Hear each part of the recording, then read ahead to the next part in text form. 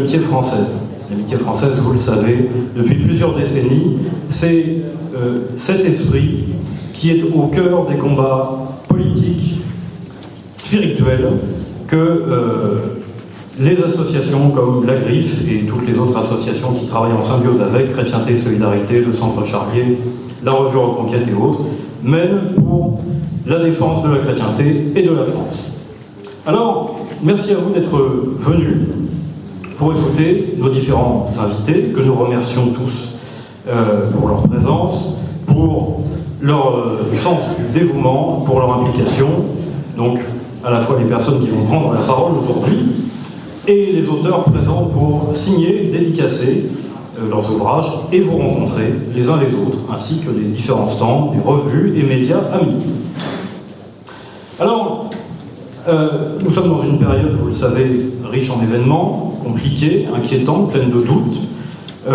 Vous pourrez d'ailleurs rencontrer aujourd'hui, en plus de Bernard Antony et Didier Rochard, d'autres personnes qui viennent d'un média que vous connaissez tous, et je pense que vous êtes nombreux à en avoir été auditeurs, Radio Courtoisie, et à connaître un petit peu la crise que nous avons connue cet été, avec les si nombreux départs, dont justement Bernard Antony et toute l'équipe du Libre Journal de la République. Nous avons besoin de vous en ce sens que votre implication, votre militantisme et votre lecture attentive de la presse amie et votre consultation des médias amis, en particulier maintenant sur Internet, nous est absolument essentiel pour pouvoir continuer notre combat. Nous avons l'honneur d'avoir reçu une émission hebdomadaire sur Radio Liberté, qui est une web radio qui dépend en fait de TV Liberté. Donc elle est audible sur le site de TV Liberté ou alors sur les applications pour téléphone mobile. Et depuis maintenant 2 semaines, nous reprenons en fait le concept du Journal de la République avec 1 heure par semaine, dirigée alternativement par 4 membres de l'équipe, à savoir Bernard Antony bien sûr, Didier Rochard, Richard Haddad et votre serviteur.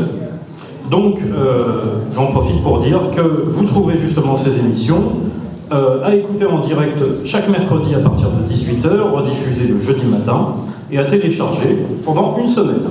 Donc voilà, nous avons besoin de vous pour continuer à pouvoir réinformer et à pouvoir essayer, tant que faire se peut, de gagner la bataille culturelle. Cette journée, vous allez le voir, elle est à la fois conçue comme un point de rencontre et un lieu de débat. Et ces 2 choses, la rencontre et le débat, on en a éminemment besoin dans le combat politique actuel. Et c'est un petit peu ce à quoi la Griffe essaye de tendre, en essayant de faire venir, de faire se rencontrer des gens d'horizons différents, qui ont des combats ou des axes de lutte différents, mais tous sous le signe de l'amitié française et du combat pour les valeurs de la chrétienté et de la France. Vous verrez donc, dans un premier temps, nous allons écouter Christophe Bilek dans quelques minutes, Cécile Edel, présidente de Choisir la Vie, co-organisatrice de la Marche pour la Vie qui aura lieu le 22 janvier prochain. À 14h30, nous allons retrouver Martial Bild, qui est le rédacteur en chef de TV Liberté, qui va nous expliquer l'importance des médias de réinformation et l'issue de la campagne américaine, quelle que soit l'idée qu'on se fasse du résultat, montre bien que les médias du système n'ont plus le monopole et que nous avons besoin, comme des coins dans un arbre, de pouvoir faire éclater le système. Et cela passe, bien entendu, par tous ces médias de réinformation. Les combats de la Griffe, vous le savez, ils ont, parmi leurs axes principaux, un devoir d'éveil et de critique du phénomène islamique, envisagé dans son entièreté, c'est-à-dire un phénomène autant religieux que politique, à vocation expansionniste. Et ce sera le sujet de la première rencontre, un débat-rencontre animé par Didier Rochard cet après-midi, à partir de 15h, l'islam, la République et la France.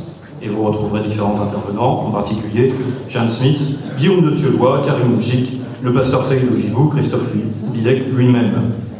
Le deuxième grand axe, qui est la raison d'être de la Griffe Je rappelle, Alliance Générale contre le racisme et pour le respect de l'identité française et chrétienne, depuis plus de 30 ans maintenant, eh bien c'est s'opposer à la subversion du pseudo-antiracisme. Qu'est-ce que c'est que ce pseudo-antiracisme? C'est un racisme en sens contraire. C'est le racisme des bien-pensants. Et c'est pour s'opposer à ce pseudo-antiracisme officiel du système politico-médiatique que la Griffe agit. Et elle agit positivement pour défendre les Français attaqués en tant que Français et les chrétiens attaqués en tant que chrétiens. Et plus encore, c'est un concept que Bernard Antony développe depuis plusieurs années, il y a derrière tout cela, et derrière la conception chrétienne qui sous-tend l'action de la Griffe, une lutte contre le racisme anti-humain, c'est-à-dire ce que Jean-Paul II avait appelé la culture de mort dans toutes ses acceptions, dans toutes ses extensions.